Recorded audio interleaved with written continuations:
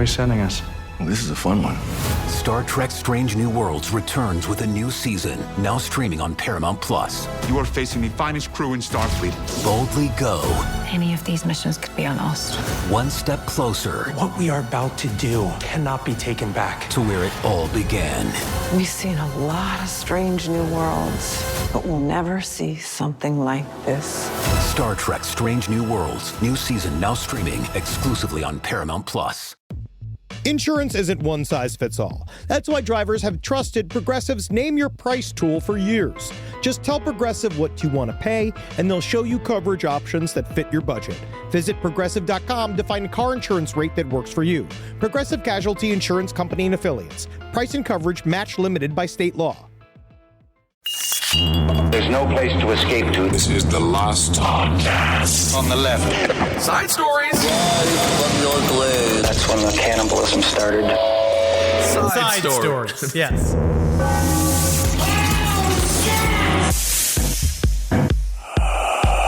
Man, the dent on my couch is just getting so distinct. Really? It's something about how, and it's not like I have a memory foam couch. No, thank God for the couch. It does not want to remember anything that's going on with you on top of it. Fucking Vietnam vet, if it had to remember every single time I farted. But it's weird. It's a normal material couch, but the longer I am parked on it, right, the more it grows to my lower half. Well, perhaps you're becoming part of the couch, very similar to Stephen King, how he became part of the fern. I think there was Creep Show. Algae. Yes. Algae, I believe. Let's not get this incorrect because we're going to be fucking rung over the goddamn polls. This is Stephen King. I want to say Tales from the Crypt. I think Creep Show. No, it is not. It is Creep Show. All right, I got it right the first time. But I think it's the first Creep Show. We got to get this fucking correct. Because I am not, yes, of course it is. Because this was also the first time that friggin', I believe this is a Tom Savini film. I love Savini. This was a big deal. Let me also make sure of that. Be sure of that, buddy. I ran into Tom Savini at a Mexican restaurant in Los Angeles. He was entering the bathroom. I was exiting the bathroom. He looked up at me as if I was Jason Voorhees, and he had to make a prosthetic mask for my face in order to really just feel comfortable even to be around me. And I looked down at him just before he went to take a piss or a dump, whatever he was doing. And I just said, "Big fan of your work, Mr. Savini."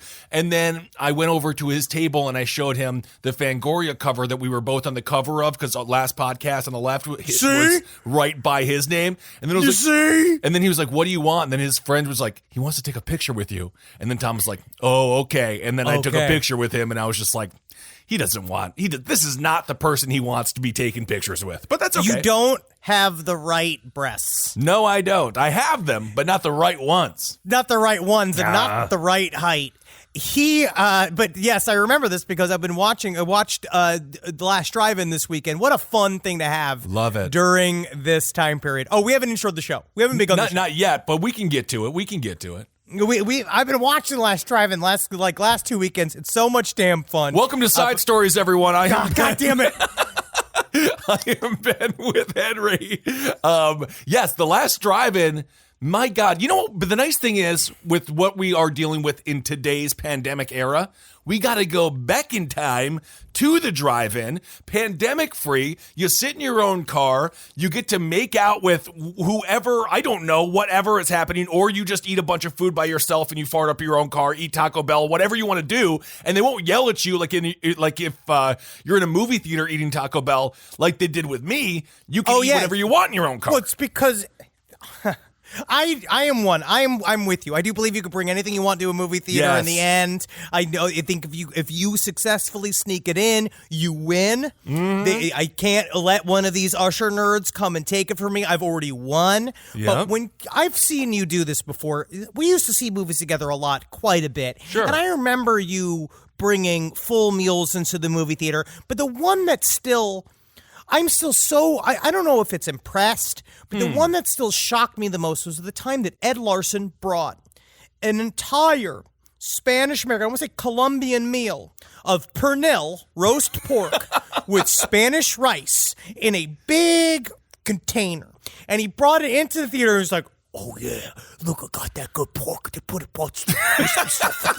and I was like, Eddie, your whispering is loud. You're just your whispering is projecting throughout this whole theater, and you are eating an entire abuelita style made feast. I have no problem. You bring any food you want to into the movie theater. Yes, it's going to stink it up, and I might even get annoyed with you.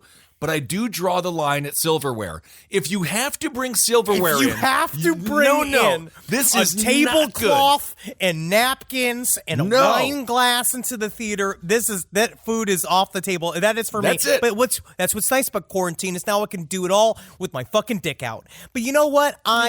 I missed the movie theater so much, but the last drive-in, I'm with you entirely. I think drive-in should come back. Joe Bob Briggs is killing it on the show. It's so cool to go back and see a bunch of classics through the lens of Joe Bob Briggs. Yep. His rants are so fucking funny. Tom Savini was on the last episodes. I want to say because they did Maniac, and he talked about blowing up his own head, but how they put the Disco Boy character into Maniac so they could do the very famous head explosion shot, which I agree is the number 2 best head explosion in film history. What's the number 1 then? The number 1 is Scanners. Of course. For certain, because of Michael Ironside. He's got such a good explodable head. But I always like to make sure we go over all these with a fine-tooth comb, because Tom Savini is an interesting character. And he used to talk about what a ladies' man he was back in the day, and you could tell by the leather jacket he's got on now I think he's in his 70s. He's doing good, though. Absolutely. Maniac, the OG Maniac, not the one from 1963. It's the one from the 70s. I don't know the name of that actor. I don't think he ever acted in any other movie. Yes, quite honestly, Kissel. I don't know if he was an actor. I am just about to blow your whole fucking world open. Joe Spinell played Maniac. Joe Spinell wrote and conceived a Maniac on his own. It was his baby. He was a character actor from New York. And what's funny is that I just forced Natalie to watch The Godfather, Godfather 1 and Godfather 2, and she was fine with it. It's okay. You know, I'm not a huge mobster movie guy, but they're definitely good they are not quality mobster films. movies. I'm going to say they are not mobster movies. They are fucking, it is man law. There's law of man deep inside of Godfather 2. This is the business we've chosen. It's a big deal. I got inspired from it. I just love it, and it's sad to watch Michael change in those films. But Joe Spinell is in both of those movies. No kidding. And I want to say Joe Spinell's also in Dog Day Afternoon. He was in a bunch of classics, and he was like a funny guy. He loved dressing in wild clothes. His favorite thing he used to do when he used to travel for work, when he used to go travel for shoots, is that when he'd first come down to the hotel bar to like party for the first night in town, as we do, you know how you got to get used to a city. Sure, of course. You have to get drunk in a city. That's the only way you know what the city's all about, what the vibes of the city are. That's the only way you know. Joe Spinell used to bring a dress of his mother's with him at all times. And he was a big fucking, because you remember him from Maniac. Yo, big he's bulging horrifying, eyes. bro. And fucking, he's such a what a great face. I'm going to say this. It's a good thing that he wrote and sort of created the movie Maniac, because I think he would have had a hard time being cast. Was that his first movie? No, absolutely not. Godfather, he in a bunch of movies. He is one of those guys, because those guys are all really close, especially like Francis Ford Coppola. They were friends. Like they all kind of grew up in New York at the same time, and they were coming up at the same time. And he just has such an incredible face. So what would he do with his mother's dress when he went down to the hotel bar? Would he wear it or just... He would wear it just to freak everybody out. But he was like a ladies' man, like, because it was kind of peacocking, where he'd show up in a fucking crazy old lady's dress, but buy everybody drinks, and he died of alcoholism. Well, you know what? He's a nice guy. He should have bought more people drinks, less drinks for him. That's what I always say. 10 for them, 1 for me, not the other way around. But that's how you got to do it. Slowly but surely, it does begin to even out. It does begin to even out. Absolutely. Well, if you have not seen the OG Maniac, check it out. It's very uncomfortable. A lot of mannequins are used, stapling. There's some scalping going on, and it is an unnerving film. But you know what I find fun about those older, like, classics of quote-unquote sadistic horror media, like that type of thing, is that nowadays, It's fairly tame. Henry, other than the fact he is so ugly, you don't see ugly people on camera. I love Elijah Wood. We had a chance to interview him. Loved his Maniac. But I love that movie too. Maniac, though. But what's the difference between Elijah Wood and that fella? He doesn't have the fucking sweaty face and the big bulging eyeballs, and he's just fucking great looking. He's just fucking great looking. I love Joe Spinell. But yes. I'm not talking about just old movies, too. Other good movies to check out during this time period. There was a movie that I watched called 1BR. Okay. One Bedroom. That's very good, very serious, very intense. And then we watched a really good, kind of vaguely teen horror movie last night called, I believe it's called The Wretched. That was also very good. Very well lit. Oh, all right. You don't often hear compliments on the lighting, but I guess that's the case with this film. And so was I. I mean, it does sound like the one thing where you're trying to get approval from your parents and they went and they saw your senior film and then they have to come up with like one positive thing and they're like, the lighting was nice. The costumes were fabulous. It was like in a time machine. The accents, but I love the boots that the main woman was wearing. I do too. Thanks, Mom. A little bit of an update. I want to say we got one of the most wonderful things that happens when we do, just in the nature of podcasts and the nature of our show, is that when a story that we talk about on the show, and the people that are centers of those stories listen to the show and can respond. And we got a response from the episode we did, I think it was 2 times ago, the Pish Shrine episode. Yes. When Ezekiel Myas broke into the home of a young couple in Hawaii, we had the Reddit user Honeybee Royale, who originally posted this story to our True Crime on Reddit. Okay. She posted a response video to our episode to clear up some things that were not in the original news article and some things that we weren't we just didn't know. So she wanted to fill us in. And it's not a lot, but I think it's important. So let's just do a small recap. So the Piss Shrine that we're talking about, there was a home invasion. A person stayed in these folks' homes for, 5 days, something like that? Like a week, yeah. And let's just say made himself very comfortable. I'm going to go out and say a little too comfortable. A little too comfortable. I think that's safe to say. They came in the house. This guy was there, living in there. They chased him out. Turns out he had been living inside their home, and he had left a series of very detailed documents on their computer. This is the main thing that came out. Basically saying he had been observing this couple for a long time, and he wanted to surgically alter them to become some form of superior being that he was, right? Really? I mean, it's a lot. And so one thing that she reveals, number one, he'd done a lot of research into the surgical part of it. They found a lot of him watching, which I didn't know, that there are straight up YouTube videos showing you how to do anal reconstructive surgery, which I'm going to use now for my Will You Shut Off the Stream segments. Are they hosted by Dr. Dieter Laser from Human Centipede? Why? Also, R.I.P. R.I.P. Dieter Laser. He's dead. When did he die? He died. During this time period. And Don Shula. What the hell? It's a bad day for pigskins everywhere. This is horrible. Just can't stay young forever. No, you can't. Don Shula was 90, and I believe Dieter Laser was hovering around that number as well. R.I.P. Good doctor. Yes, your methods were inappropriate, but what if it did? What if he did find the cure for cancer? What if it was just ass to mouth, and that's how you cure leukemia? Then who's laughing? Then who's the asshole? Then who's the maniac? It's us. It's society. This is where your German means to an end philosophy starts coming to the surface. But so she said, number one, he had done a lot of research into this, right? He had done a lot of research while she was there, while he was there. He definitely wasn't there alone. Good. She talked about the domestic disturbance thing that was called on the house while they were out of the house, while the couple that lived there was out of the house. Their neighbors, who I guess didn't recognize that it wasn't them, heard that people screaming inside the apartment and called police, who showed up, and they just went away because they just were told that we'll be quiet. The man who were the people screaming in there? If it was Ezekiel Myas and whoever the person he was with. No one knows. So he had a little buddy in there with him doing. We talked about this there. We think that this might be some form of group. We don't really know. A piss group. Now it's some kind of, we'll get to the piss. Okay. So then he was spotted around the neighborhood with no shirt, no shoes. No service. During elementary school hours, running around being like, he was doing a funny little joke being like, that's my kid. No, it's not. No, it's not. No shirt, no shoes. And I guess the police were like, hey, you're getting a little Hawaiian here. We're going to need you to move along. He was looking in people's homes and shit.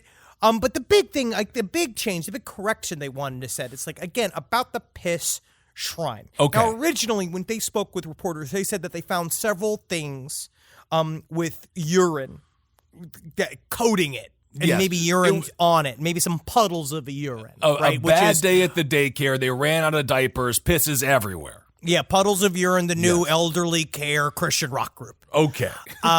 They went... but they said these things because they said they felt that it was inappropriate to truly go into actual detail what happened in their home. They said that they did find a little shrine. Okay. That was a necklace that she had purchased, Honeybee Royale had purchased, I believe at a Buddhist temple. Okay, a Buddhist temple. The guy went and built a little shrine basing of this thing that they found in their house, right? Also turned out that it wasn't her husband is not a famous musician. Okay. He's not a famous musician like we thought the last time. We thought that he might have been well known, but that's how he kind of singled him out. And she said, no, he's a touring musician. He is a professional musician, but he's not like famous for it. But for some reason, Ezekiel, while inside the home, threw out all his memorabilia of his years of being in a band. Well, and I would like to say this. If you are making money through the arts, you're a professional artist, and that is all we can ask for. That is an amazing thing. But I get when you want to be one, and then you get triggered by breaking into the home of a professional musician and seeing all their flyers, and I can see how that would trigger you as a crazy person. But again, there was that one area of pee-pee, and she said, unfortunately, that's not really what was happening inside the home. Unfortunately, it seemed like many of their items, to the point where they had to get rid of most of their wardrobe and furniture inside of the home, was coated in several, I'm going to use the word dollops of semen. And that this man, Ezekiel Myers, came over many surfaces, items in their home, things that they wore. He obviously was wearing her husband's clothes while he was and coming inside them while he was wearing them, I gather. Well, you know it's never good when the story that makes it seem better is piss related. When they're like, well, we really can't tell the truth. We'll have to say everything is covered in piss. It's never good when that's like let's smooth it over. We don't really want to tell the truth and how disgusting everything is. So this man jerked off probably, what do you think, 30 times? If you have an amount of semen that is actually, that you can see, we're not talking MTV Room Raiders. I don't think they had black lights going in there with television cameras. They saw streaks of cum on everything, like Spider-Man had a panic attack. So that would require ounces upon ounces, which would require multiple sessions of masturbation. 7 days a week. I don't know whether or not, does mental illness drive up your ability to be horny? See, if you're on medication, I know it drives it down most of the time. Ezekiel was decidedly not on medication. So maybe he did just channel his inner monkey at the zoo and just pull it. Coming.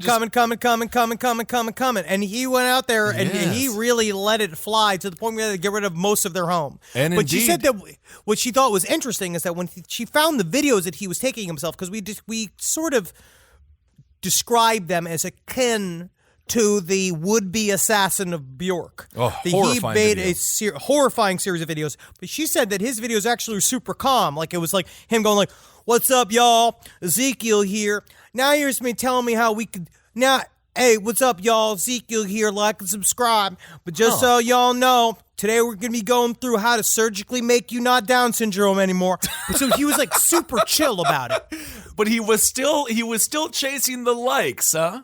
You got to. I guess. Got to, man. I mean, honestly, our manager and our agent would be very happy with him. They would be like, wow, he's going out there, he's branding himself. He understands what it takes to be successful in this Kardashian era.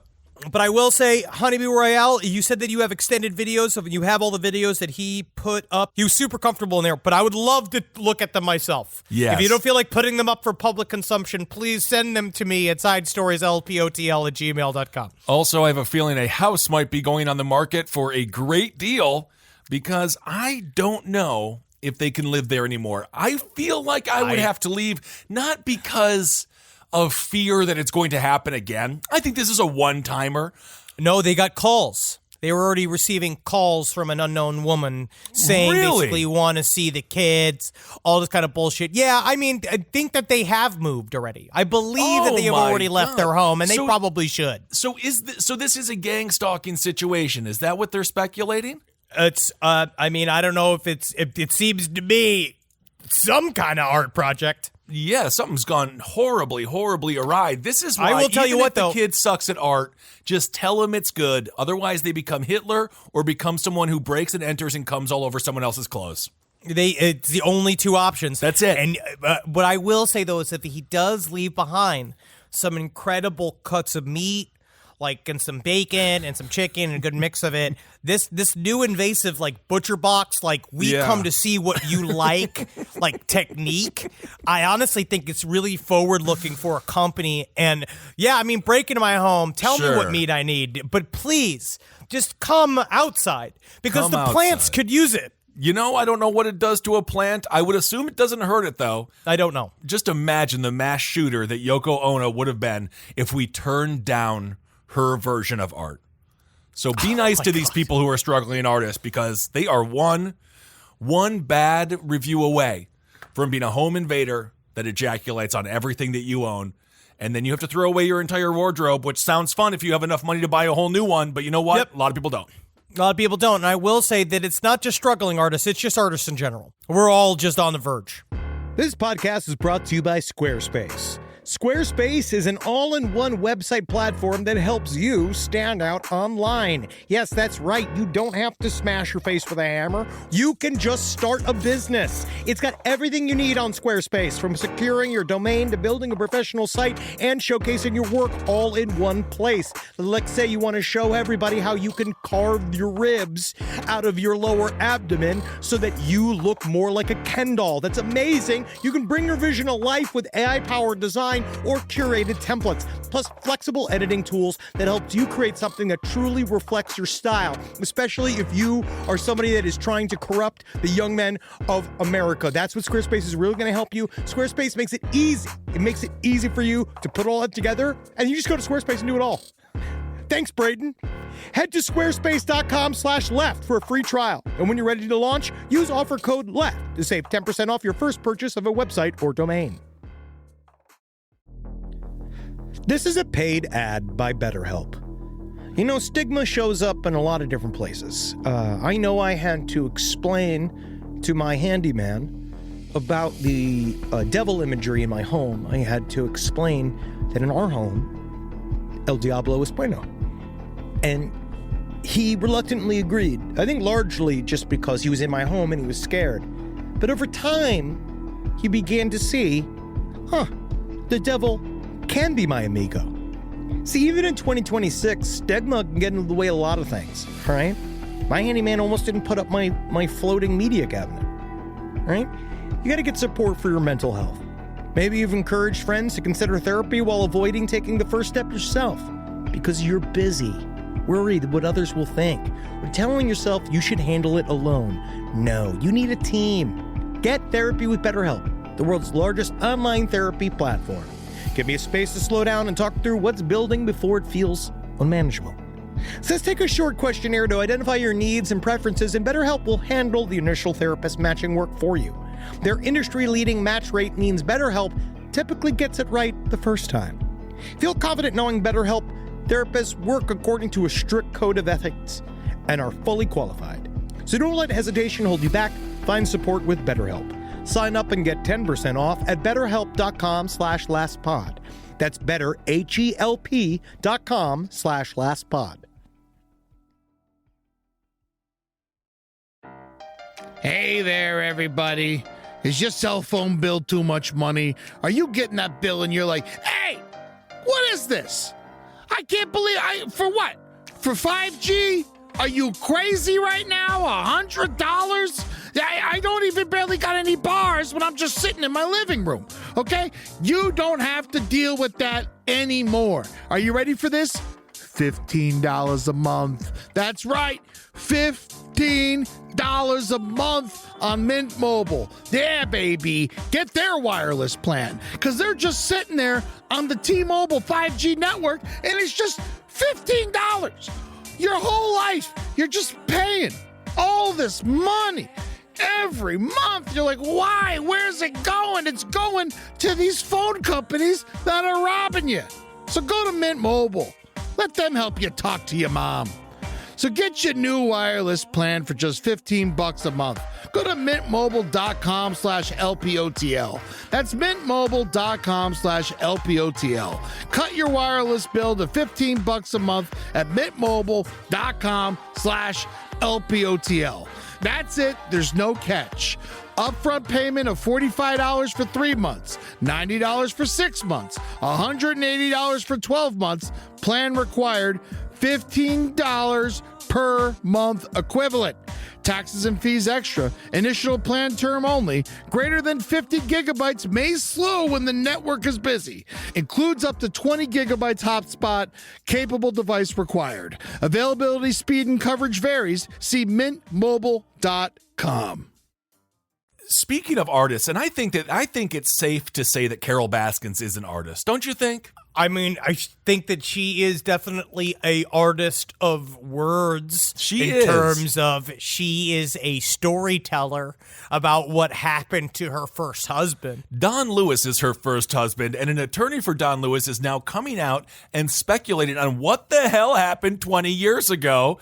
The dude's name is Joseph Fritz.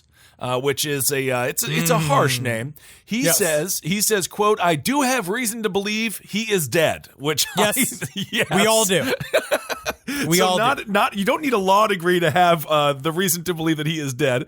But this is what he goes on to say again regarding this is Don Lewis, who is the former husband of Carole Baskins, made famous, of course, from the Joe Exotic Tiger King docuseries. He says, "Too many indications of foul play, too many motives, too many opportunities. He wouldn't leave his family, his fortune, and his kids behind. There was enough motive and enough opportunity for something bad to have happened, and it probably did." So what the hell happened to Don Lewis? Well, according to his lawyer, Don Lewis, he was strangled with an electrical cord and thrown out of a plane over the Atlantic Ocean. He was thrown out of a plane. Because he was a pilot. No, I'm sorry, over the Gulf, not the Atlantic Ocean. Sure. So this is what Fritz alleges. He says, "We heard he got strangled with an electric cord in the back seat and was thrown out over the Gulf. In my working theory, one person was flying the plane and one person was strangling."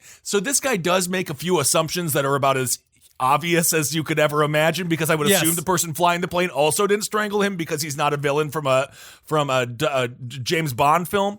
Yes. But nonetheless, this is sort of a new development or new speculation, according to the lawyer of Don Lewis. He says he was a likable guy and he didn't want to hurt anyone, but evidently someone wanted to hurt him. It's definitely a thing he just made up. It's definitely just an idea he had of what happened to him. Henry, did you not, a lawyer, are you not trusting the unbelievable prestige of someone who worked their way through the United States judicial educational process to tell us the truth and nothing but the truth? I know a lot of lawyers, and I also know a lot of them that love cocaine.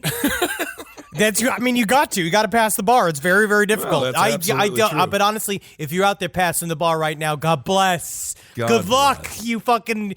And please defend me. Please defend me for free when I need it. Oh, and just lastly, with this case with Fritz, he says he doesn't know who the murderer is. So he's not saying that Carole did it, but he is saying that qui bono, look who benefits. But he does not know. But he does believe the killer will be caught one day. And he says, "Watch over your shoulder all the time. Revenge is best served cold. Somebody is coming for them." Well, I don't understand it. I don't really understand it. It's technically, there's no evidence. but I still, you know what? I believe it. I do love the revenge is best served cold line because it reminds me when I gave the Fleshbot Award to China, WWE superstar. It's a large silver dildo. She got this award. WWE was the mainstream that she did, and then the porn was backdoor to China too, because I guess somebody went back. And she made a video for Vince McMahon that she posted on her YouTube page holding the silver dildo that I gave her. And I love China. But then she said, Vince, they say revenge is a dish best served cold. And then she held up the silver dildo. But I don't know if Vince really cared.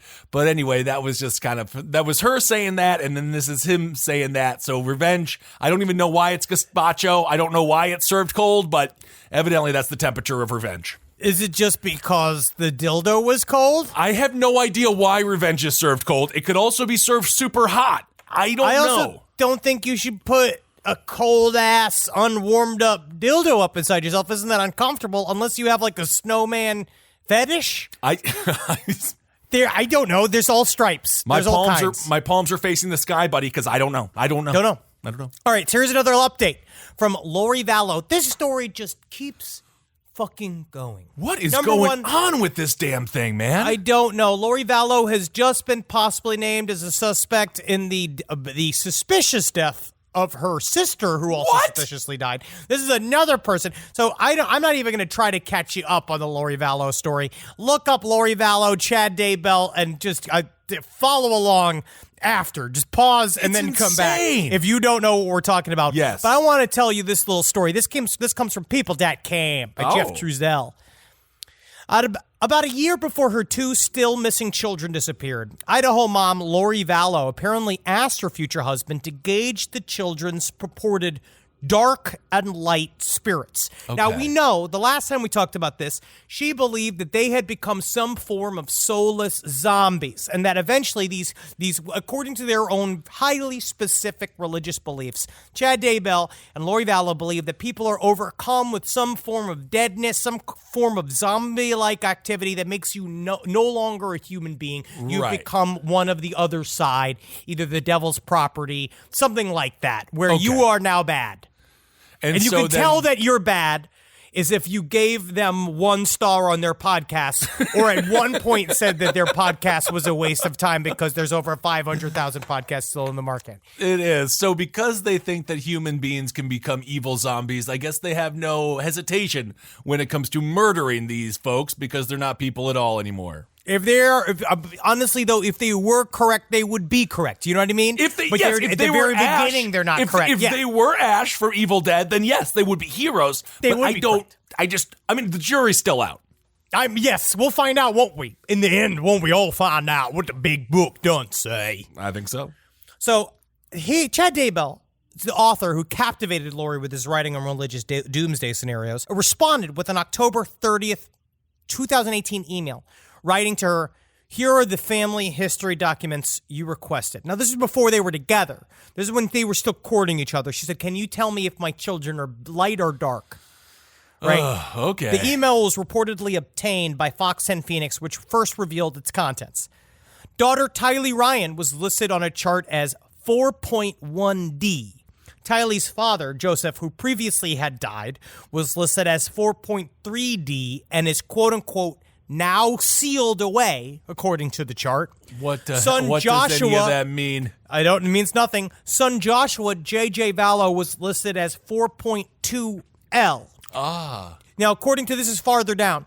2s and 3s are fluid and can change sides during Earth life, Chad wrote in the document. 4.1 and above have made covenants to their side. They rarely switch sides. 7 months later, Lori's then estranged husband, Charles Vallow, scored as 3L, would be dead, shot in an alleged confrontation by Lori's brother, who was a 2L, who claimed self-defense. Okay. So they didn't make the cut. So they're gone, even though we got the 2L and the 3L, so theoretically they could stick with the Vallow side. They could go with the Chad Daybell side. No, you didn't hear. They're not fully crossed over yet. No, you didn't hear. No, they are 4. They are over 4. They are well long past any sort of help, Kissel, and they must be, quote-unquote, sealed away. I'm getting confused by this Dewey Decimal version of cult killing.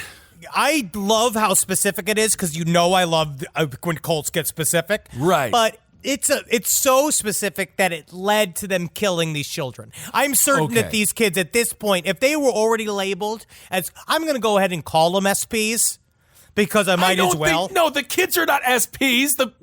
It's Lori if and you are Daybell. thinking about, I'm talking about from the interior logic of the cult. They are SPs, so they gotta go, Kissel. They have to go. I feel like you know what? I'm just going to say they're wrong. But it's not just the children and the ex-husband that Lori Vallow has now been accused of killing or suspected of killing.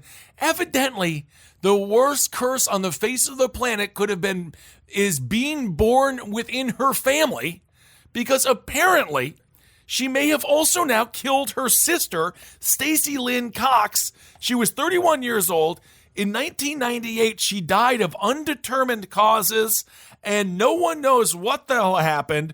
Actually, this is going to be the best movie of all time. What director could even put all this together? I am so confused by this freaking story. If a director can pack this into an hour and a half, I will be very impressed. This is going to be a movie I'm going to put this out to David Fincher. Okay. I'm going to put this out there to David Fincher. This story just keeps going. And they are being held for $1 million bail. Yes, they're still being held. Chad Daybell is not, though. Chad Daybell's free to go. So we have no fucking clue what the hell is going to happen to these people. And it seems to be, it's just not enough to put them quite fully to jail because you don't have bodies. When we see if you can get rid of the actual victim, then there's no murder because there's no body. I would assume they have the sister's body here, so maybe they're going to exhume the body and go through that whole process. This is according to journalist, I use that term loosely, but Ashley Banfield. She's a TV reporter for Court TV. This is what she had to say. She says, you can look at one death as a coincidence, but these people have had a trail of deaths that seemed natural and are now under investigation. This may be yet another one, and that is the case. It's like, okay, I feel like you get one.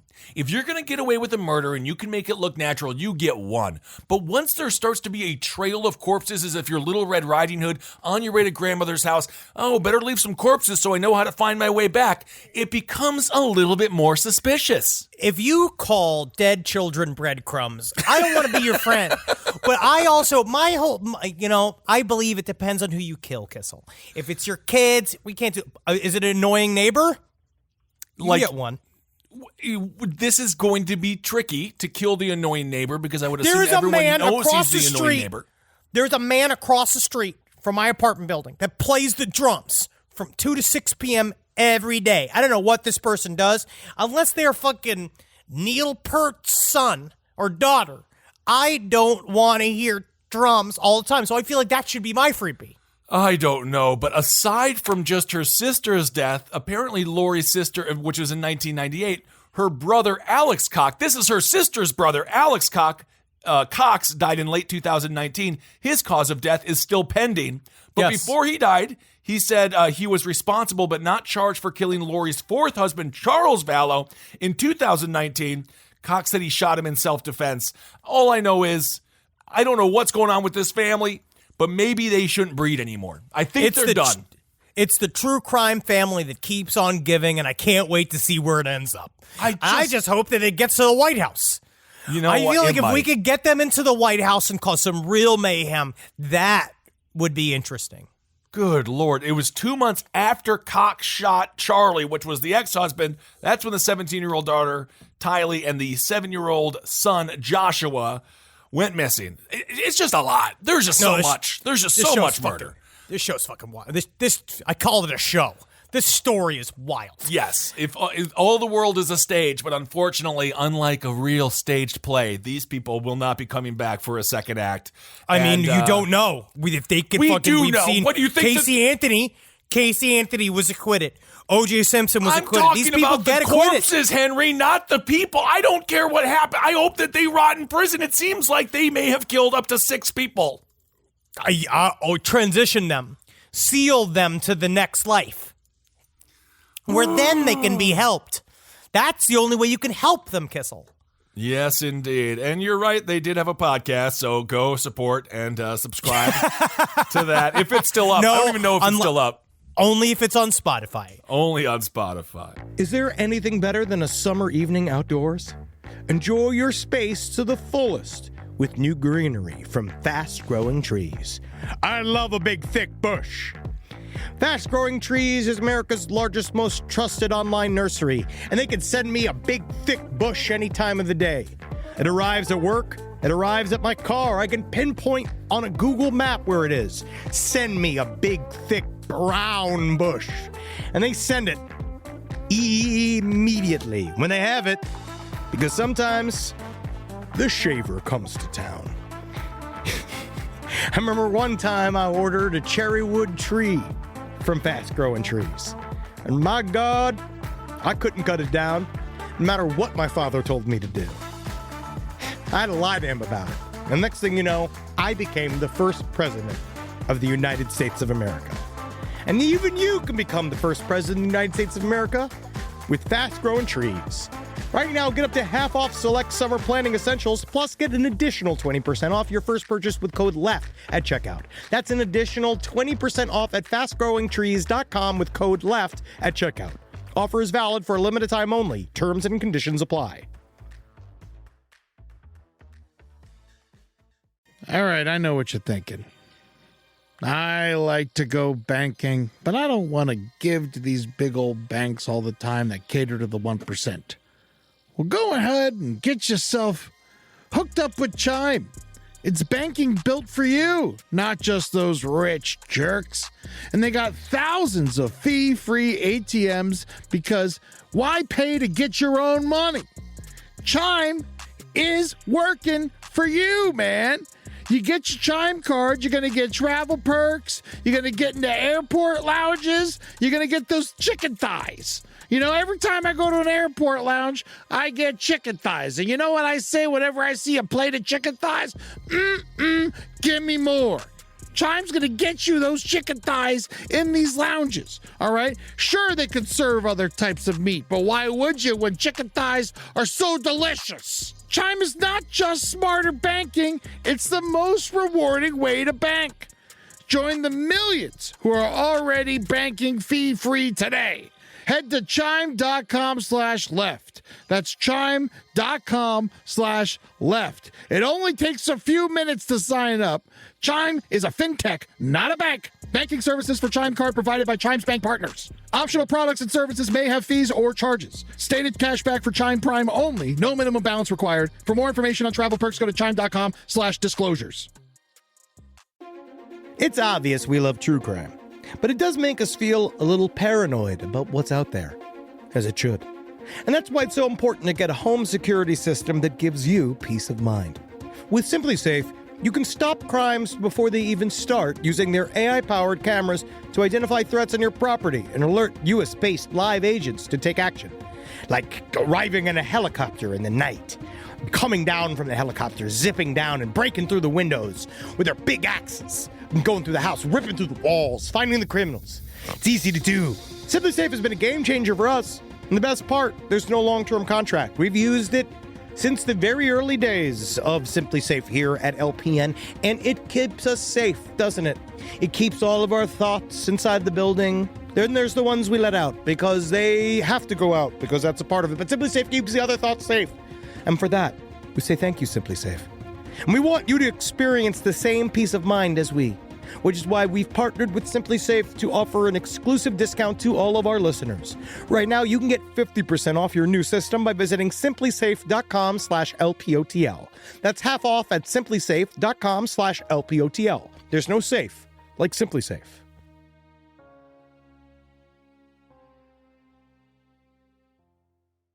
This next article, we'll cut through. Let's just run through a couple of these. Okay. Again, coronavirus is going wild. People Yes, getting it fucking is. wiggity. We're not seeing a slowdown of weird ass stories coming from people's haunted brains inside of the quarantine. No. This comes from the Independent UK.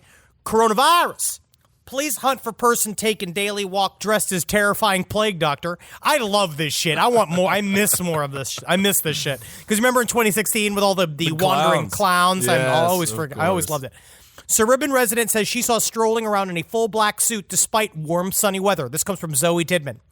Police are trying to find a person who dresses as a 17th century plague doctor on their walks during a coronavirus outbreak. Residents in Norwich suburb have spotted someone strolling around in a long black coat, hat, and pointed beak-like mask over the past few weeks. Creepy. They posted on a community Facebook page claiming the outfit could scare children. Yeah, it Okay, is. but hold on a second, Henry. What, are you going to arrest him for fashion?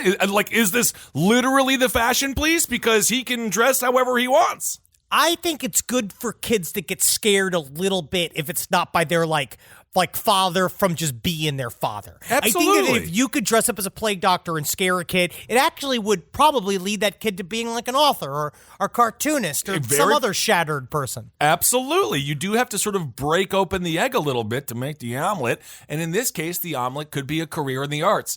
I don't understand the controversy. I really actually don't.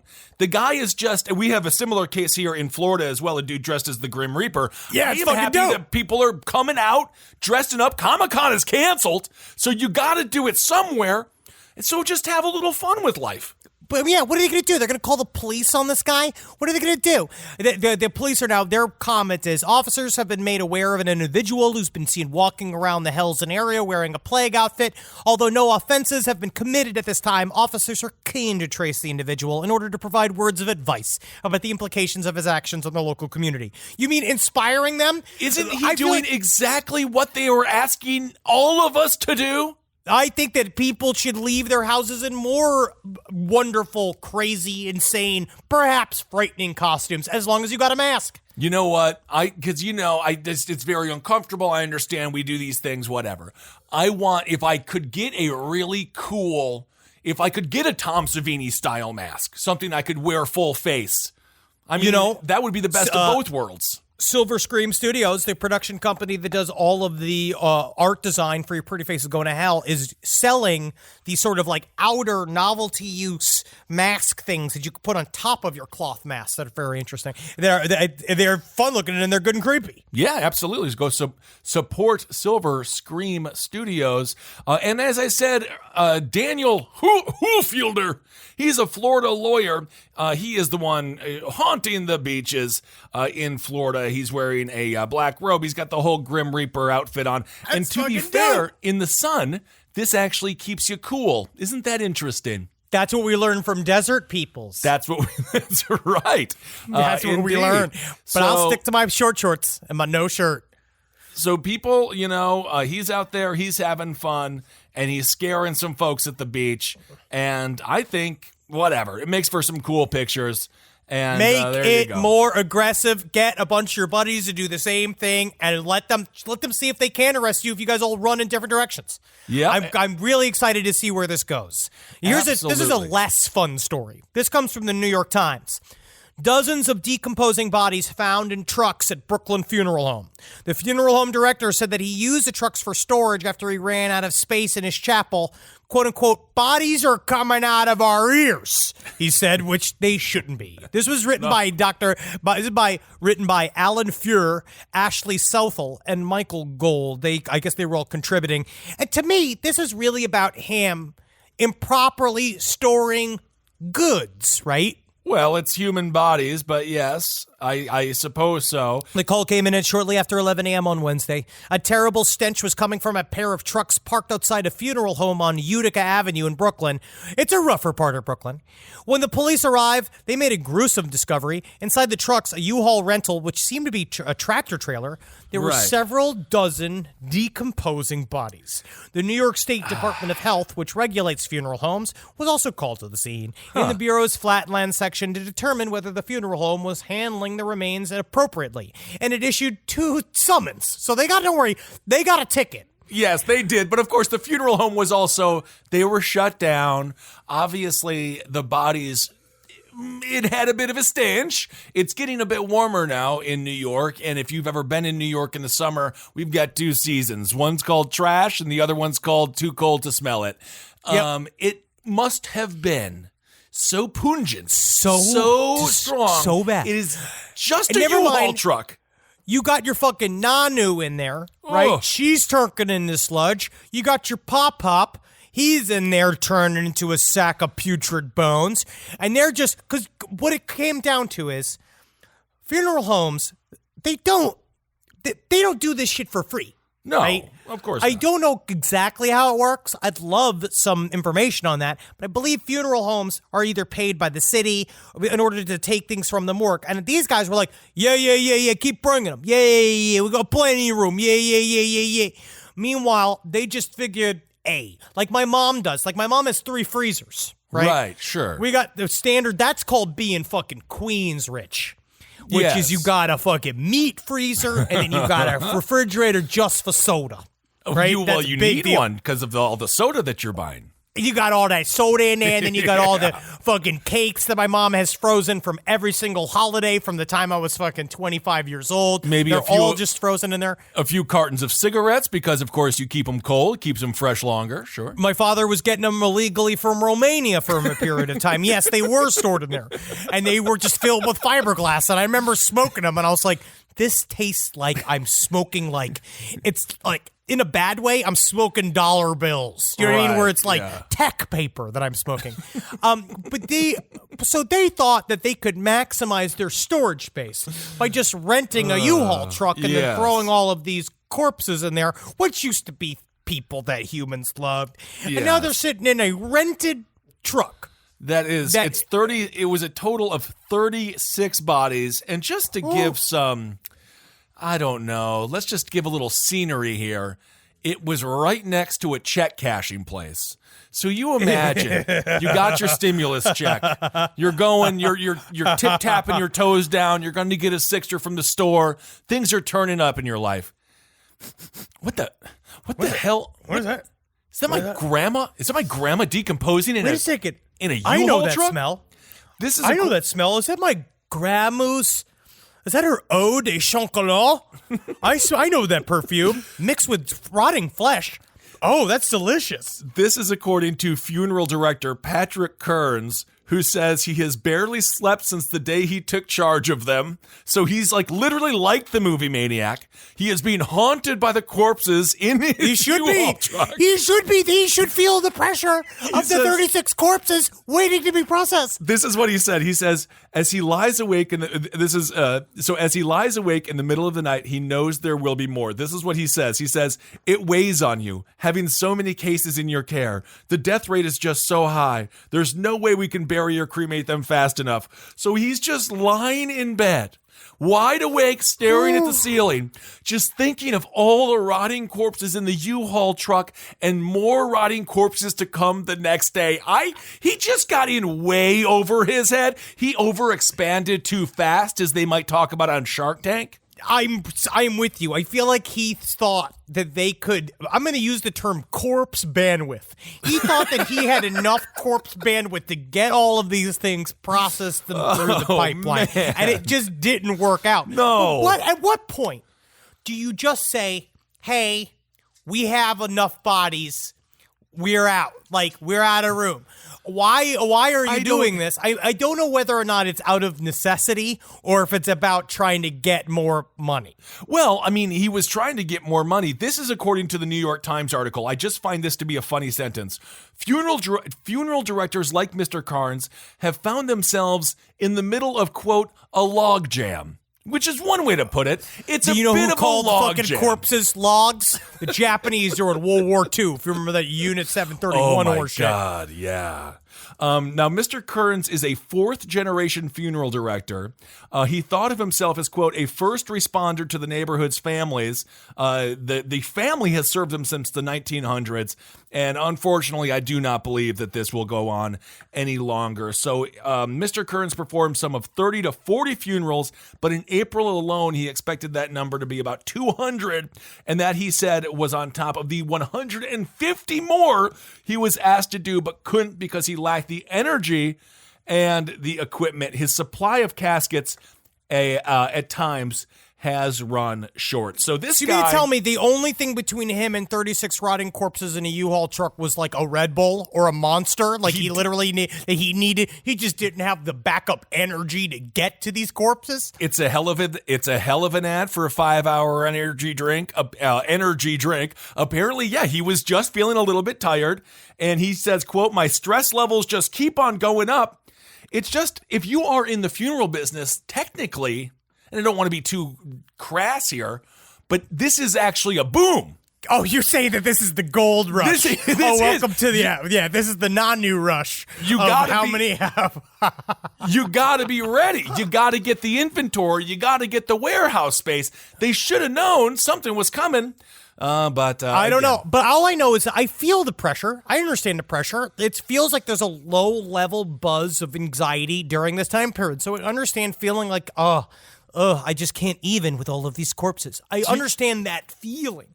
But the difference between me is that when I need to like sit and like my anxieties, it's doing stuff like it's keeping me from writing the screenplay I'd like to write. Know. It's keeping me from read the books I'd like to read. It's not keeping me from processing the pyramid of corpses I have in my rented U-Haul, because also in my mind, it's rented.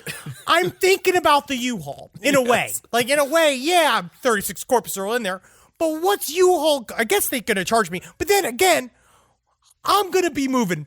Kissel's looking to move. I'm looking to move. Can you move. imagine? You're looking to move.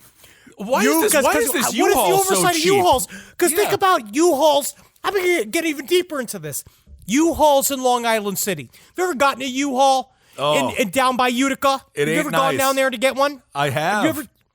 They are run by a guy named like Tarzan, who's got half a face, who's just like, he's smoking out of the other half of like an old school pipe, just being like, "There's not a lot of people rent from me. I got low stars.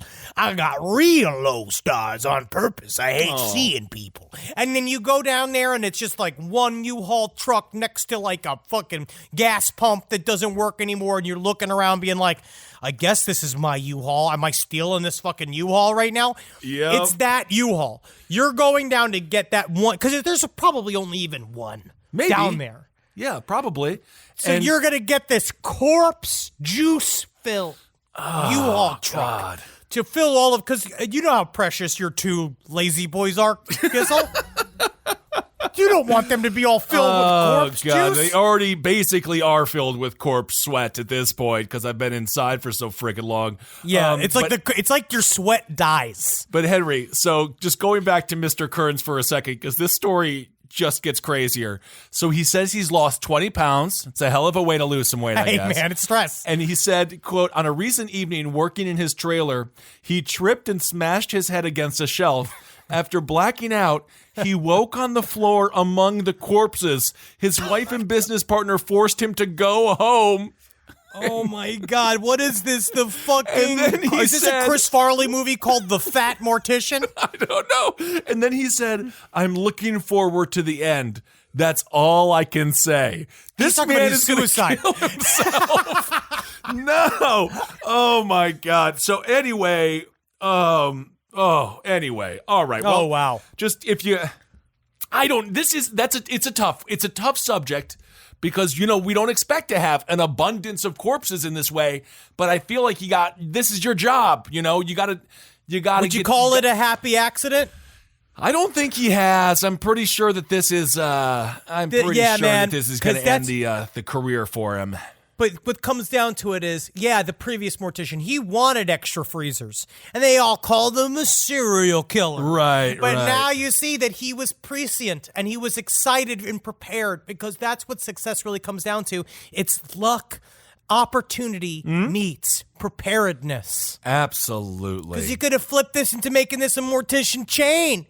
If you had enough fucking freezer space, because you know what you do. My whole thing, you could do.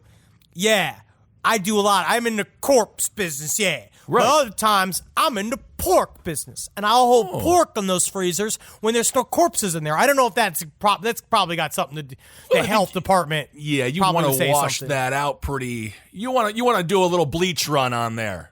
Yeah, you're going to want to give it a Swiffer.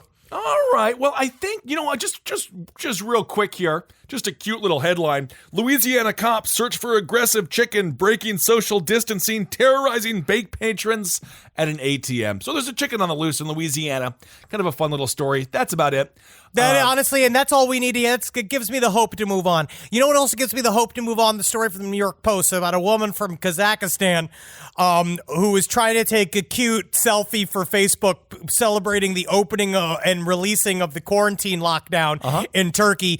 She just plummeted off a fucking cliff trying to take a cute picture, and it's just funny. My. Well, Instagram deaths are really funny to me. That is too much freedom there. You want to stay on the cliff. You don't want to go flying off of it. That's you're going to want to grip onto that cliff. And next week, we're running out of time here. We should go into the Hero of the Week. Yeah, next week, I'm going to cover Nick Redfern. Has got a lot of hot takes in the Rendlesham Forest UFO incident, and I want to get into that in a little bit more detail before I start speaking upon it because, am I triggered?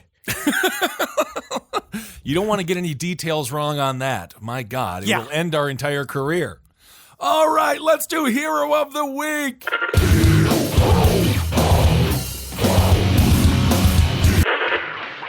This Hero of the Week, out of the mouths of babes.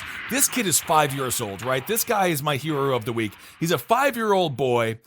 He had $3 in his pocket. And this 5-year-old boy had a dream. And that is really the overarching theme of this week's Hero of the Week. Dreams. Dream big. Dreams. Know what you want and go try to achieve it. And you're not too young to dream. No, you're not too young to dream, but you might be too young to drive. So this boy said, Mommy, I want a Lamborghini. Now his mother being, yes, a good mother, but also a buzzkill. A kill.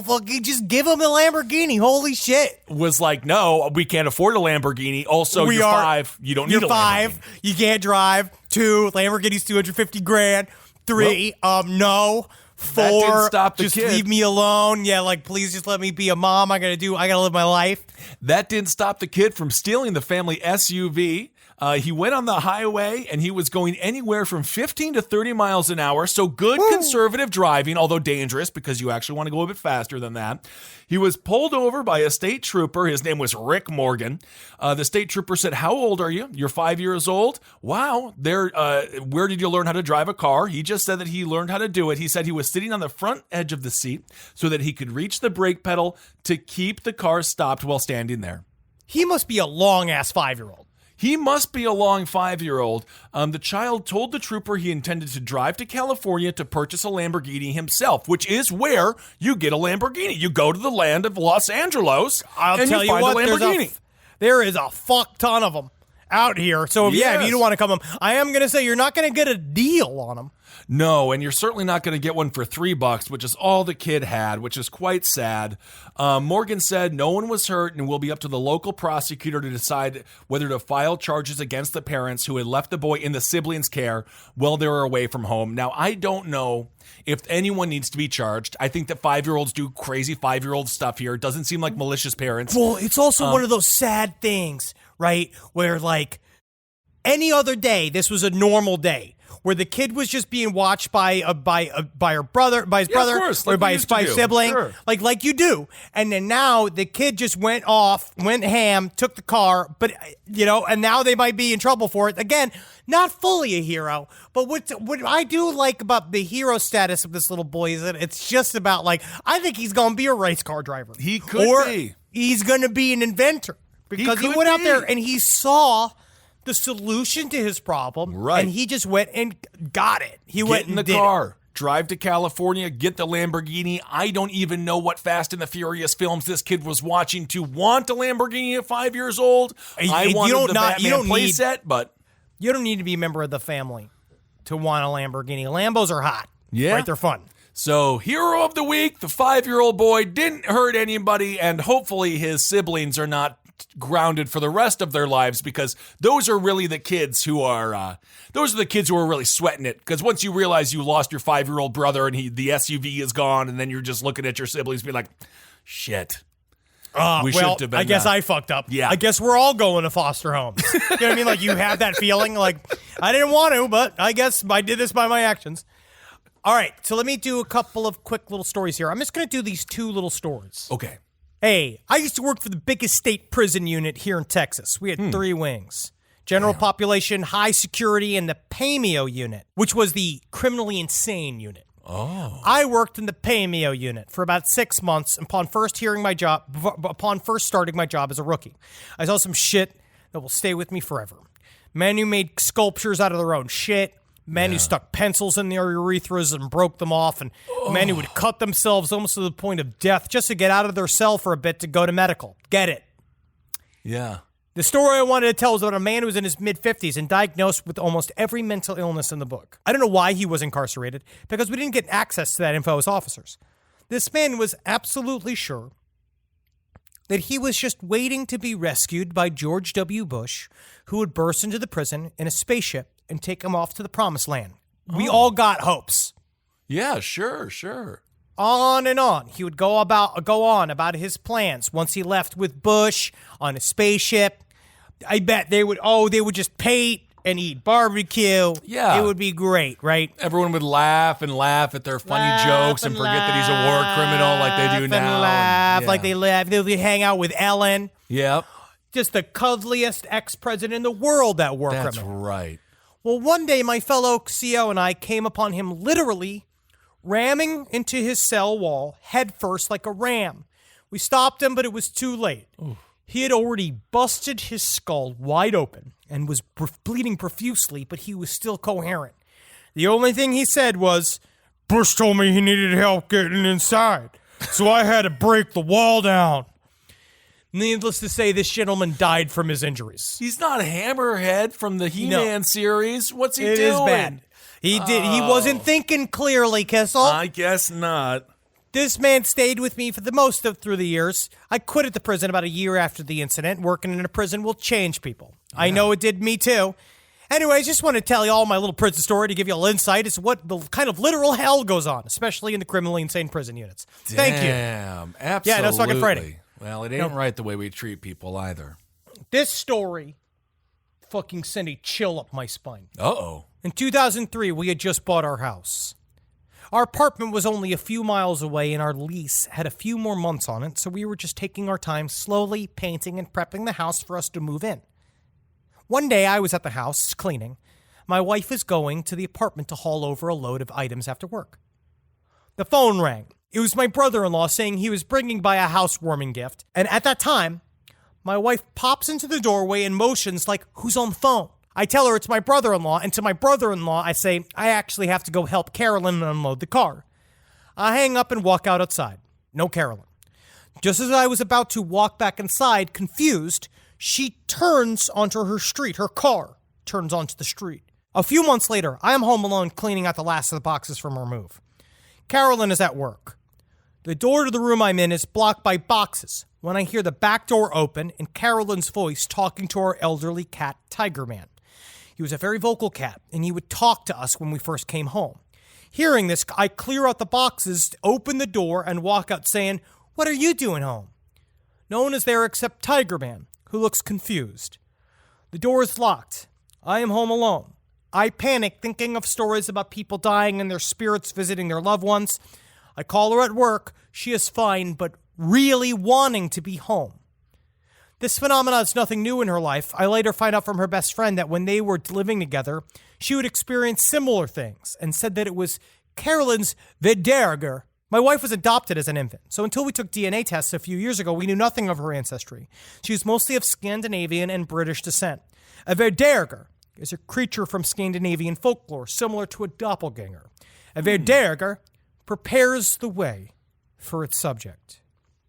End of email. Oh. I did a little bit of research into Verdergers. There's a really interesting article written by L. David Lester called The Verderger, perhaps another indicator of the non-locality of consciousness, who talks about this concept of sort of like it's not deja vu. It's something else. It's something consistent with an out-of-body experience, or what they call here an ADC, which is called an after-death communication, where oftentimes people see somebody show up after they've died recently. And they are saying that maybe it's got something to do with the way our consciousness works. This article's a really cool breakdown. He did a lot of research into this phenomena because there's not a lot of research put into it, but it just kind of fucking creeped me out. Very cool. What's the title of the article so folks can find it? It's called The Verderger, which is spelled V-A-R-D. I believe it's some kind of Scandinavian O with a line through it. G-R. Cool. It's very interesting. Awesome. Well, thank you so much for those emails. Side stories, lpotl@gmail.com. Keep them coming. We like them scary. And yeah, that's very interesting. Maybe the cat. I mean, I guess if you're the cat and you don't want to be left home alone, it's nice to have a doppelganger owner because then you can always have someone to hang out with and then you can always be around your cat. Unless they're trying to replace you. That could be the case as well. And destroy your family. One by one by one. I think that's the movie Us. I think that's the movie Us. It is, but it could be real. Could be. Could be. You never I don't know.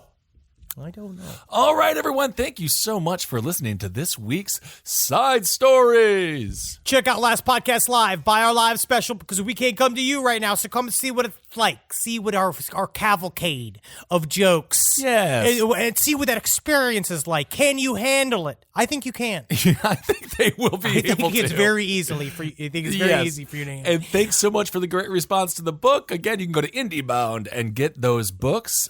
Thank you so much. 3 weeks on the New York Times bestseller list. Marcus's little bone fingers are tingling with every purchase of that book. So thank you so much. And so is his bone penis. Absolutely. Now also check out lastpodcastmerch.com. Check out our merch site. We got 6.66% going to fucking charity. We got all new stuff. We've been hearing your suggestions for more merch. We're starting to put them in action. Hearing about grinders. Hearing about, I mean, who knows? Might be doing some flash shirt sales. Not ones that we show you titties, but you could if you want. Hoagies and grinders, hoagies and grinders, navy beans. And so now, guys, you gotta live every day in this fucking quarantine life. Live through your TV and imagine what you'd be like if you were Indiana Jones. You don't need to leave. Well, use your imagination as a vacation. Okay, that's what people tell you in solitary confinement. Yeah. Yes. Great. Yes. So it might not work.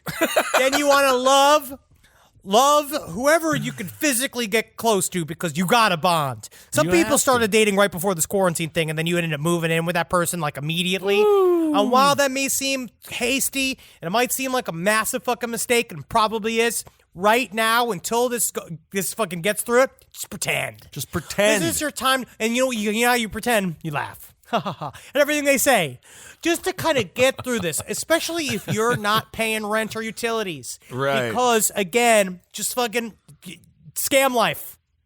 I hear about scam life all the time. You got to do it. All right, everyone. Hope you're hanging in there. We cannot wait to see you at some point, in the grand scheme of time, in the not so distant future. So, yeah, man. You know what? When it comes down to it, all this is just going to roll over, and one day the sun will expand and consume our entire solar system. Yeah, so by then, nothing will matter. No, absolutely not. That's kind of reassuring in a strange, strange way. I want to see it. Well, I don't think you're going to see it. It's not going to happen for maybe your great. I can't even imagine what they're going to look like at that point. But that's unless I become a trans. I'm going to use the term. It's transhumanist, and I join with the robots. I know that's your number one goal. Yeah. I don't know if they're going to want you, but I like it. I'll be so fun. I'll be such a fun little R2-D2 with a big hard cock on the front of it. Mm-hmm. R2-Poo-2. Okay. Ugh.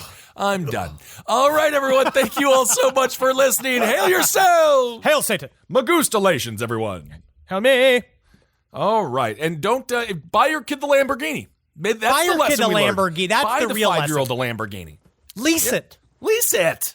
Why not? This show is made possible by listeners like you.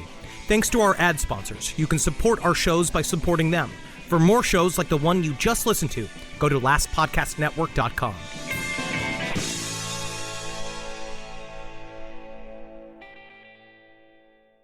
You wouldn't take financial advice from a 72 hours in a single day alpha influencer, would you? Same goes if you're in a car accident or any accident. Who you choose matters. That's why Morgan & Morgan exists. They're the largest injury law firm in America, and they've built a reputation by actually winning cases. not just talking about it. Over 1,000 lawyers across all 50 states and $30 billion recovered. Injured? Go to forthepeople.com/podcast. That's forthepeople.com/podcast. Hey, listeners. Marcus, Ed, and Henry here. It's a little bit of an announcement. You loving all the episodes of Last Podcasts on the Left lately? Well, listen, now you can get even more from us. Squeeze it out of us. If you want to hear new episodes ad-free and unlock access to Last Podcast on the Left 7 days early, subscribe to SiriusXM Podcast Plus on Apple Podcasts or visit SiriusXM.com/Podcast Plus to start your free trial today. Do it.